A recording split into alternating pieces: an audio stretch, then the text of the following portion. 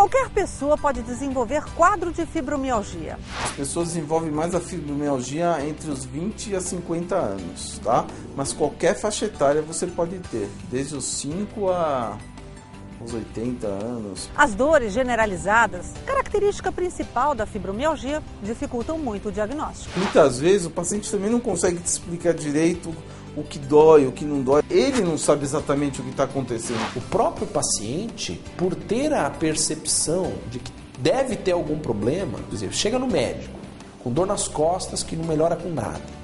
O médico fala, olha, o seu problema é uma fibromialgia. Você tem uma dor crônica, você não tem lesão. Alguns pacientes não vão acreditar nesse médico.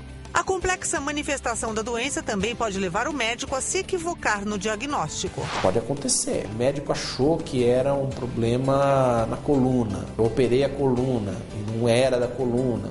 E aí depois, 2, 3, 10 anos depois, como não melhorava, chegamos à conclusão de que era uma fibromialgia. A grande dificuldade do diagnóstico da fibromialgia é que não existe ainda nenhum exame específico. O diagnóstico de fibromialgia é clínico, tá? Não existe exame para confirmar a fibromialgia. Eu examino, não tem nenhuma lesão. Eventualmente faço alguns exames para descartar outras lesões. E não tem nada, o diagnóstico é clínico de fibromialgia sem que eu precise de ressonância da cabeça, eletroencefalograma, líquor, nada disso. Nós fazemos alguns exames de sangue, basicamente para afastar outras doenças. É obrigatório fazer um exame de tireoide para ver se não tem um hipotireoidismo descompensado. É obrigatório fazer um exame das enzimas musculares para ver se não tem uma lesão muscular. É obrigatório fazer umas provas, a dosagem no sangue de algumas provas inflamatórias para saber se não existe algum processo inflamatório e ou infeccioso sistêmico. Você tem que examinar a articulação, você tem que examinar a sensibilidade dolorosa. Você pode medir com um dolorímetro de pressão. Esse dolorímetro de pressão você vai pegar nesses pontos dolorosos, você vai pressionar e você vai medir até a paciente falar que está sentindo dor. As mulheres com fibromialgia também apresentam algumas características que são levadas em conta na hora de estabelecer o diagnóstico. Essas pacientes perdem muito a percepção do tempo e do espaço. Então, você pode ver que elas são mais desastradas, elas caem, elas perdem um pouquinho da noção corporal. Na hora do atropelo, das correrias, dos horários, das coisas, vai, cai o copinho, tropeça no cachorro, ela passa pelas minhas pernas, é bem assim, as coxas que eu estico já fica meio de lado. Alguns estudos feitos com pacientes com fibromialgia determinaram o que acontece no músculo doente. Pacientes com fibromialgia apresentam esses músculos mais encurtados e eles têm menos oxigênio dentro dos músculos. Então, o que a gente precisa para reabilitar esses músculos? A gente precisa alongar e colocar oxigênio dentro deles.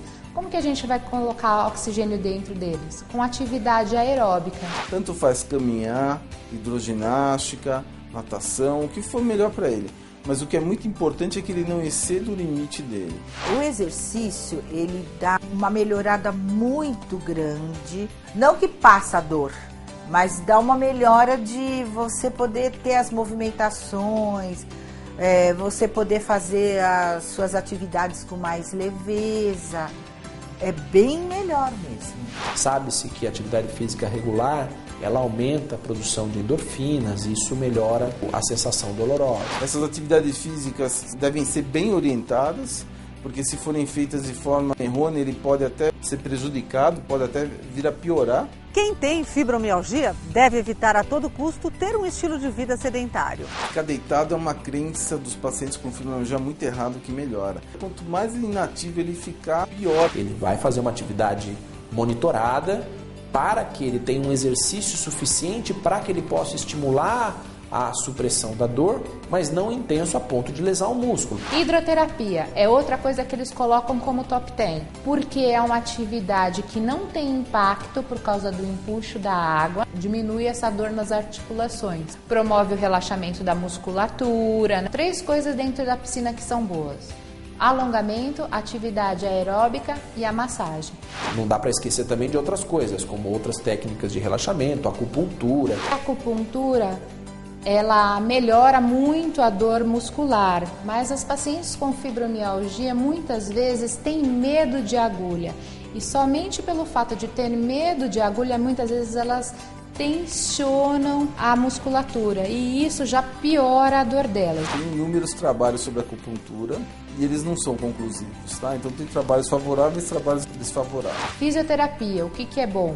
Alongamentos, alguns fortalecimentos e correções posturais. Se o paciente, por exemplo, não quer praticar atividade física aeróbica e prefere fazer alongamento, ele pode ir para a modalidade de alongamento, embora a atividade física aeróbica seja superior ao alongamento. A psicoterapia tem inúmeros trabalhos que mostram a importância. Ela é essencial. Psicoterapia, de preferência cognitivo-comportamental.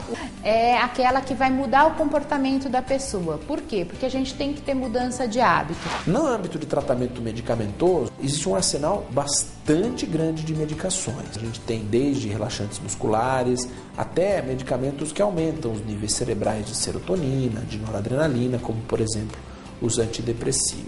Essa hipersensibilidade à dor que esses pacientes têm ocorre porque existe um déficit de neurotransmissores, que são a serotonina e a noradrenalina, que estão envolvidos na dor desses pacientes. Então a gente utiliza esses antidepressivos para melhorar o nível desses neurotransmissores. Estudos indicam que boa parte dos que sofrem com fibromialgia estão ou ficam deprimidos.